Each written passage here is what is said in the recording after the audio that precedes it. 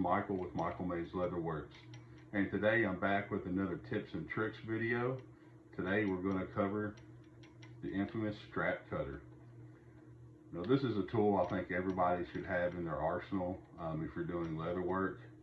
Saves us so much time, creates beautiful even straps. Definitely, you know, a tool that's not very expensive, so there's really not a reason not to have one. The number one complaint that I hear though when using this tool is that when people are cutting their straps, the main bar here can slip, and if this slips, it's going to create a gouge in the strap that you're making. It's going to completely ruin your project, right? So after having this happen to myself on a few projects, I figured out a very quick, inexpensive way to fix this that will allow you to get perfect straps every single time.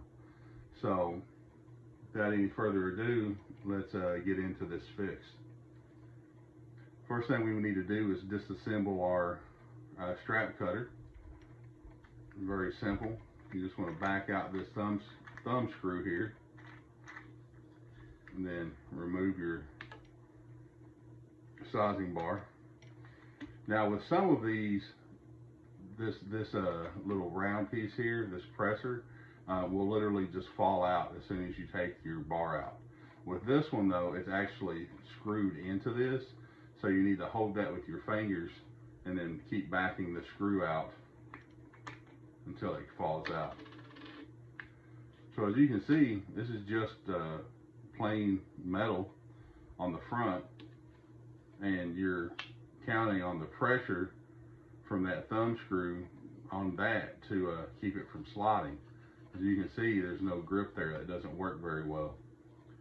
So what I've done is I've got two of these. I've already done this to my other one. So I've taken some 100 grit sandpaper. You want to use something that's fairly low. 80 or 100 would work great for this application. Well, all you're going to do is just set your block down here, and then grab yourself a pen, and then all we're going to do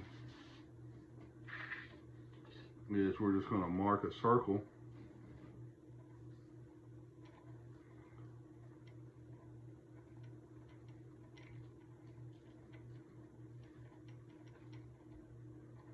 And this doesn't have to be perfect. This is just giving us a guideline to cut from. Then we're going to grab us some scissors, and we're going to cut this out. And I definitely wouldn't use my good leather shears for this.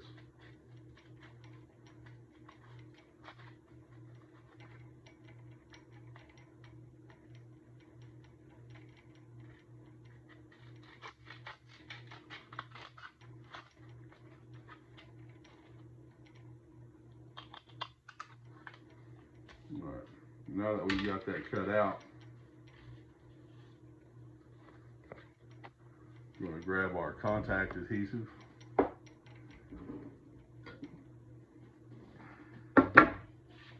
And I'm sure you can already figure out what we're going to do here.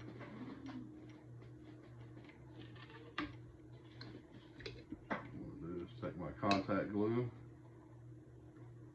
and we're going to put a nice even layer right over that. And then here on the back of our sandpaper, make sure you're putting it on the smooth part, not the rough part.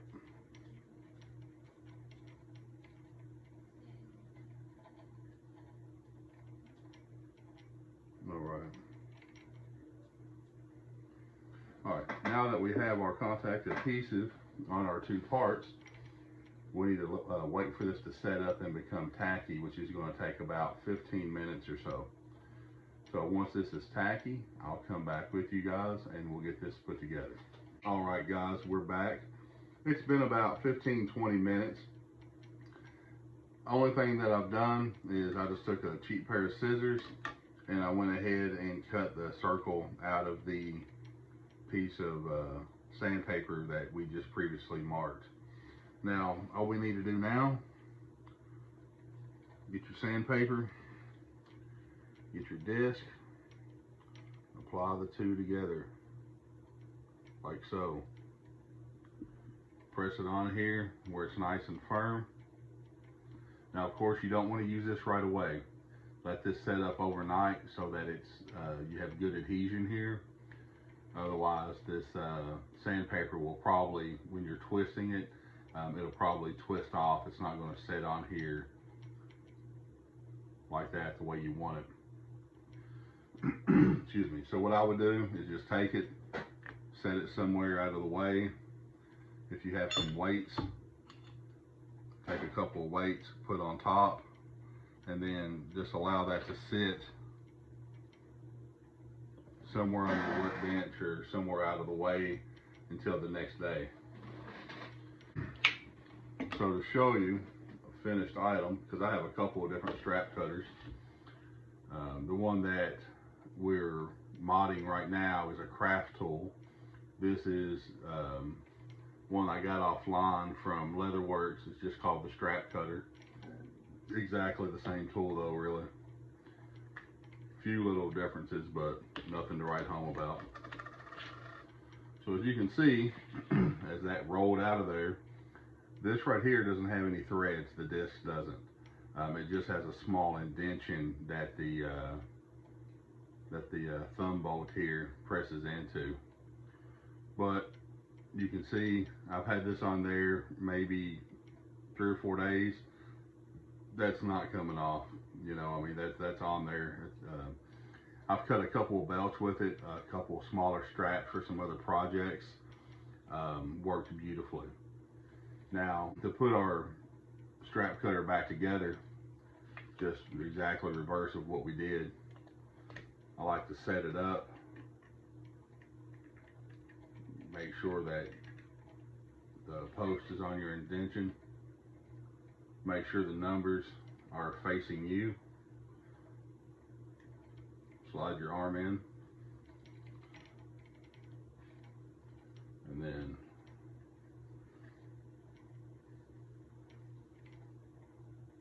now you can see, no, I didn't tighten this very much. You know, it's just finger tight. But you notice there's no slipping in that whatsoever. And just to make sure, when I get it thumb tight, I like to take a little pair of pliers, just give it a little quarter turn. That's all you need. Don't go crazy with it. And that's really going to lock that into place. Now, just to show you, I'll adjust this. I've got a piece of scrap leather sitting over here. So I'll adjust this down fairly small because it's a small strap.